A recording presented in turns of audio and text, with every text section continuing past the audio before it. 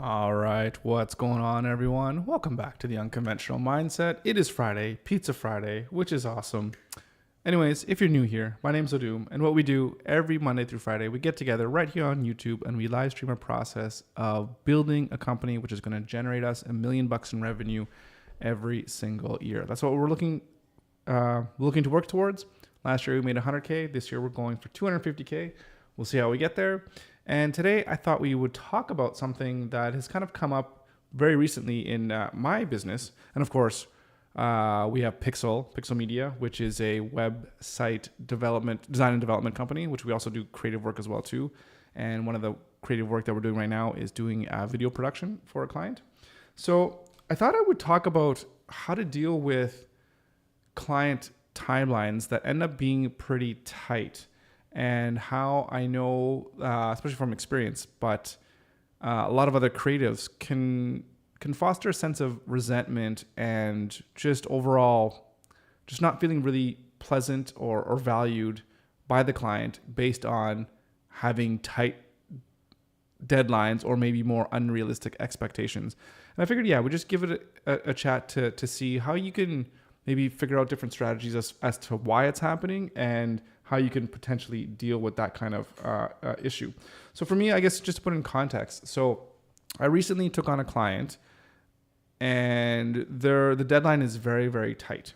And the thing about my mindset is that I knew that it was going to be a tight deadline going forward. So I braced myself with a couple different strategies to put things in place so that I would know that when push comes to shove and I know I'd have to do a lot of work in a tight time period, that I put things in place to make sure that I would still be able to have a really positive mindset and I wouldn't let these new developments that would happen along the project get in my way of enjoying the process and enjoying the work that I was doing, and to just not feel a bunch of basically resentment with clients. Because I know that has happened before where you'd get to work with a client and then they put in some things that would kind of throw wrenches into what you think the project was going to be like. And then you're just flooded with this resentment of, these clients are assholes, they're jerks or whatever, which might just end up being the case. That might actually be true, but you don't want to go through life and go through your business, your creative business, feeling resentment towards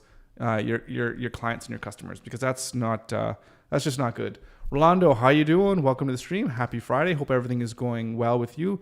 So how was yesterday? So yesterday was really, really good.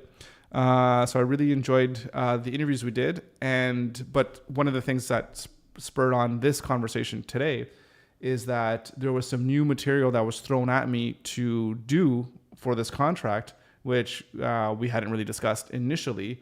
And it's like, okay, well, it's a tight deadline because this stuff is due on Monday. So how do I go about navigating what to do and what to tell the client, all that kind of stuff? So, and how to be prepared for that.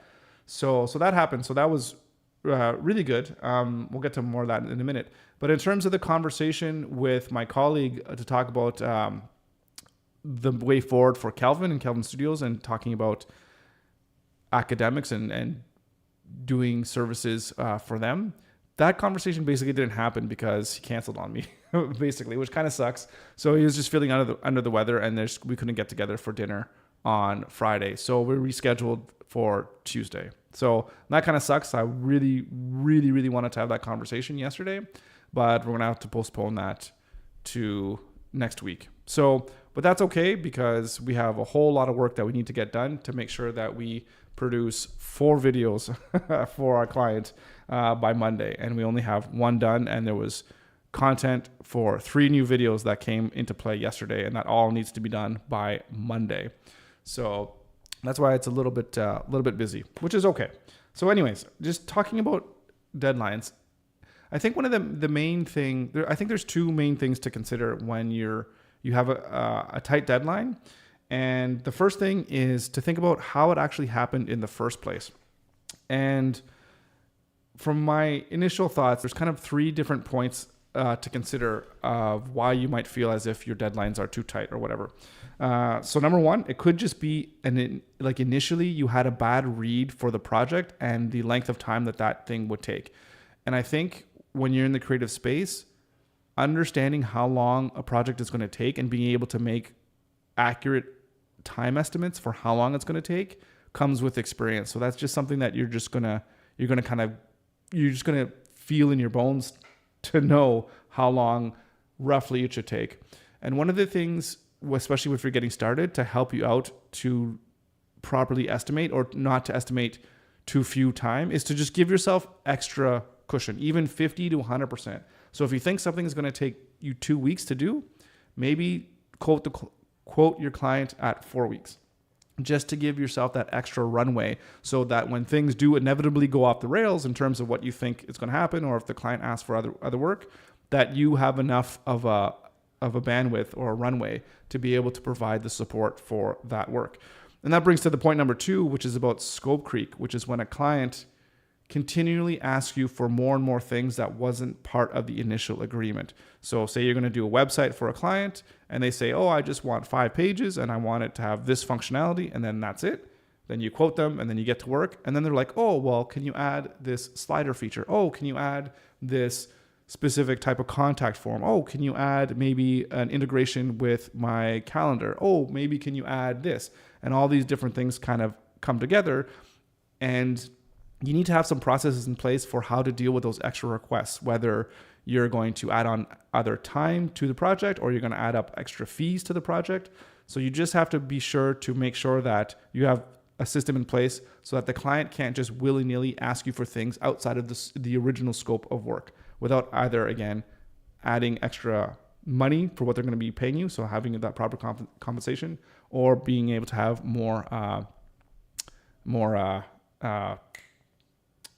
am I saying? Either more money or more time to do the work, I think is what I'm saying. So I was just kind of half reading the comment here. Rolando, okay, it's going to be a tough weekend then. Let's get to work because God made us handsome but not rich. Indeed at all. Well, I mean, I don't know.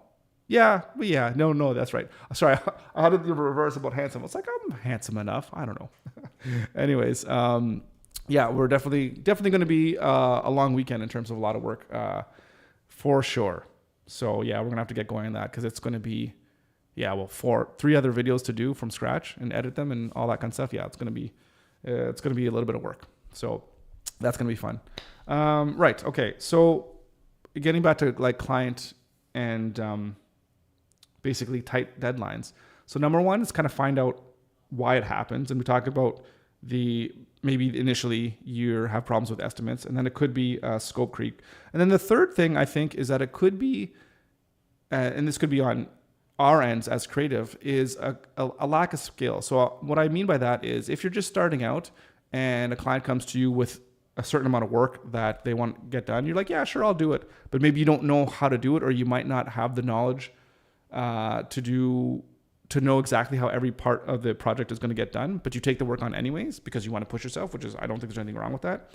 But just understand that you might have to put forth a whole lot more time than you had initially anticipated to learn how to do the things that you need to do in order to deliver a successful project for your client.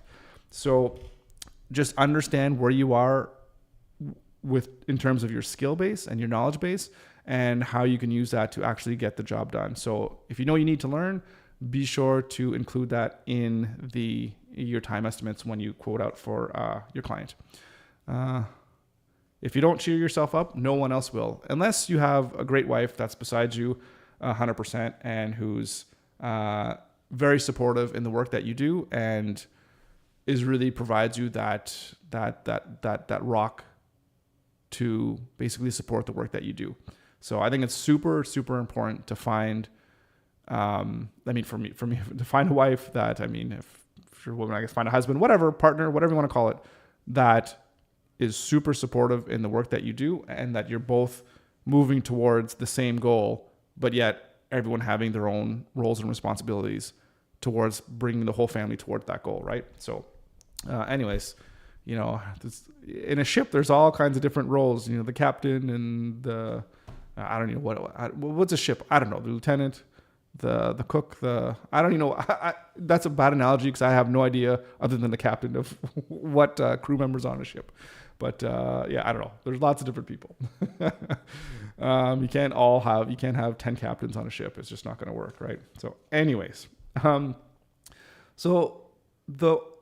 think one of the most important things to make sure that a project is going to go smoothly, even though it doesn't go according to plan and your timelines get all messed up, and then you have to like work on the weekends or you have to put in overtime to make sure that you can hit those deadlines. I think the number one thing to consider is your mindset, that you have to be of the mind to be flexible and know that things are going to happen and to not let it get you down, basically. So, if the client comes in and says, hey, I would like if you can do X, and you're like, well, we only said that we're going to do Y, but yet the client needs that and they need it, like, for example, for my thing, they need it on Monday.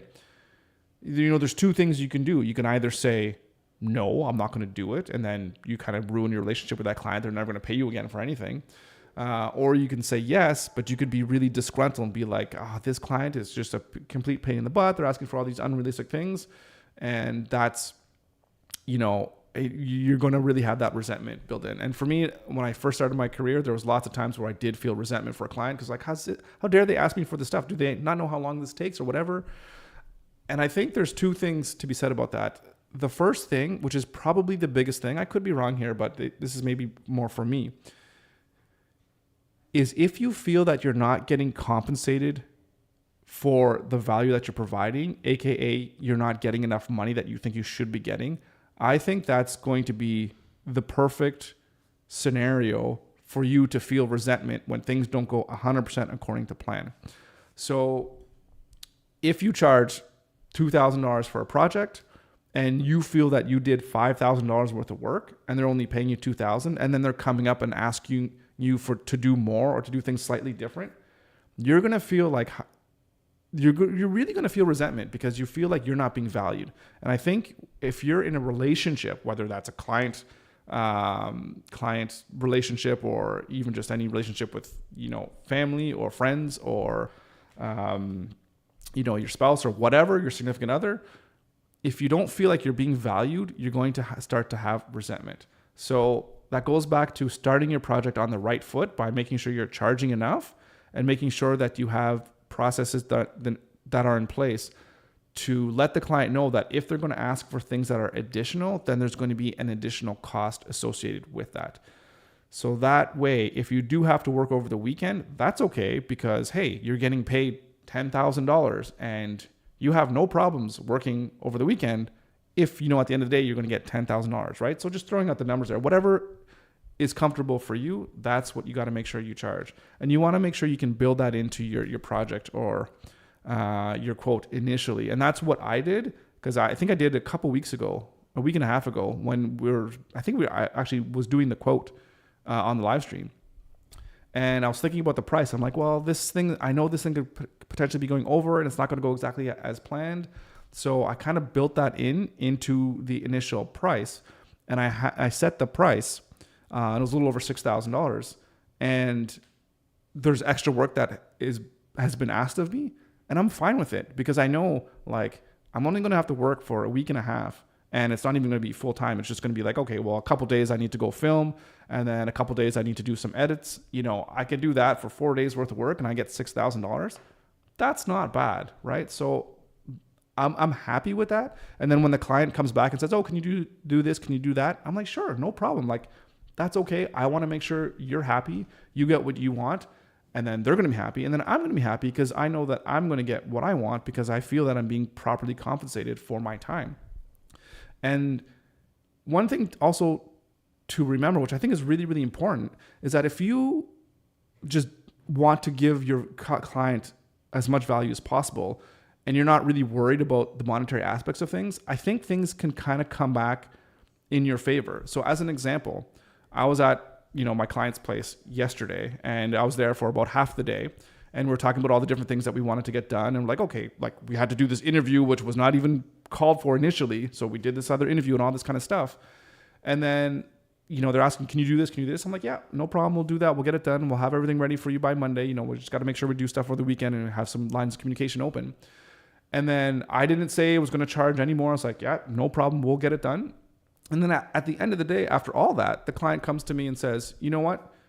This wasn't part of the initial scope that we talked about. And he was just like, just charge me whatever you need to charge me at the end of it. And then that's fine.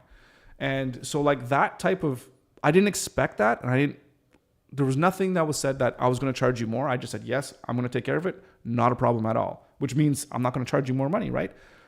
But I think by having that kind of attitude and that kind of willingness to be like flexible with the work, that is recognized within a client. For most clients anyways, there are going to be asshole clients for sure. I'm not going to deny that. But with this client in particular, I think after recognizing like all the different things that I did, saying, you know, I'm flexible and all that stuff. It's like, hey, you know what? If you're going to charge me extra, and he didn't even say amounts, so just charge me whatever is reasonable. Just whatever you say is extra, then charge. And I was like, you know, thank you very much. And that's great. Am I going to do that? I don't even know if I'm going to do that. We're going to have to see how much time I'm going to spend over the weekend to see maybe if there's an extra $1,000 or $1,500 or whatever that I'll charge just to make sure that I can, you know, make some money off this. But I don't know. It just kind of comes back. And I think it's just having that right mindset. So really kind of keep that in mind as well too, that sometimes it's okay to go above and beyond what a client expects from you, so long as you're okay with that as well too, right? That you're not getting taken advantage of. Because that's one thing I want to really make sure that I put across here is I'm not saying to let yourself get walked over or to be taken advantage of, because again, there are asshole clients out there, and you need to be able to figure out how to spot the terrible clients from the really great clients. And generally the terrible clients are the ones that always argue about price. They're always talking to you about like, well, what's the breakdown of the cost here? They're always trying to nickel and dime every single thing, or they're maybe micromanaging from a quote, like how much does this cost versus that cost? And if they're going to be like that, they're probably during the process of creative work, they're probably going to be in there every single step of the way, trying to poke things in. And it's just, you know, trust your gut when you're trying to evaluate clients. And that comes with experience as well too. Rolando, for me, the main thing to consider is that I get paid. I'm like happy women. If I don't get paid, I don't move. Yeah. So I think I mean, you hit the nail on the head. Yeah. If you get paid, then you're happy. So yeah. And you want to make sure that you get paid enough, right? You know, those little things that people would always ask themselves, oh, would you do this for $10? Like, no. Well, would you do it for 100? It's like, well, maybe. Would you do it for 1,000? I was like, yeah, of course, no problem. So there's always a threshold that people have in terms of what they're going to be willing. I mean, this is going to sound really bad, but what they're going to be willing to endure for money, right? You know, oh, would you eat worms for like $50 or whatever? You're like, oh, that's gross, whatever. But $1 million? Yeah, I think I could have a bowl full of worms, right? So it's just what people are willing to do. Again, I'm not equating clients to a bowl of worms for the most part.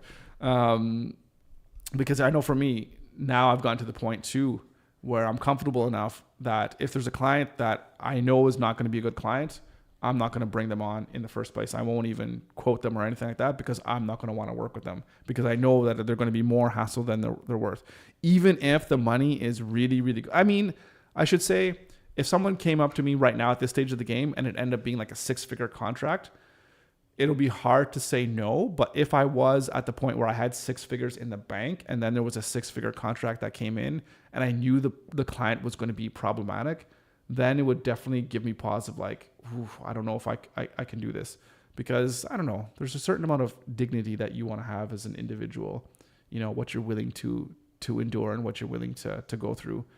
And I think there's a lot of people out there that think that just because they throw money at something or at a person, that they could do whatever it is that they want to that person, you know, treat them like crap or whatever, or just ask them to do things that are just really not reasonable or realistic, even though that there's money exchanging hands, right? So you always got to be careful to not be taken advantage of as by your clients. So that's something that's pretty important to keep in mind.